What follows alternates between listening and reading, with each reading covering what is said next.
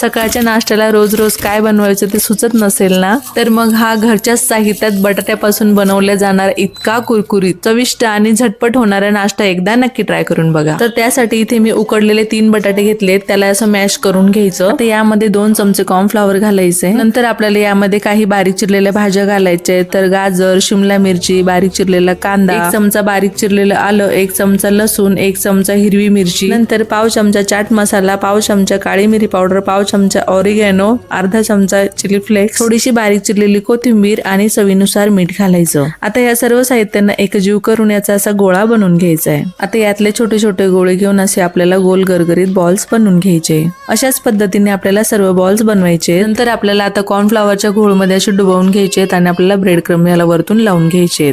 मी दाखवते अशा पद्धतीने। सर्व बॉल्स आपले इथे बनून झालेत, आता आपण याला तळून घेऊया। आता मध्यम गॅसवरती याला आपल्याला मस्त कुरकुरीत होईपर्यंत तळून घ्यायचे। मस्त सोनेरी रंग आला की एका चाळणीमध्ये काढून घ्यायचे। झाला की नाही आपला मस्त झटपट आणि कुरकुरीत नाश्ता तयार। आणि हा नाश्ता तुम्ही कोणत्याही सॉस सोबत किंवा चटणी सोबत खाऊ शकता। चवीला इतका भारी लागतो, एकदा नक्की ट्राय करून बघा आणि कसा झाला मला कमेंट मध्ये नक्की कळवा। नवीन असाल तर चॅनलला सबस्क्राईब करा आणि रेसिपी आवडली असेल तर एक लाईक नक्की करा।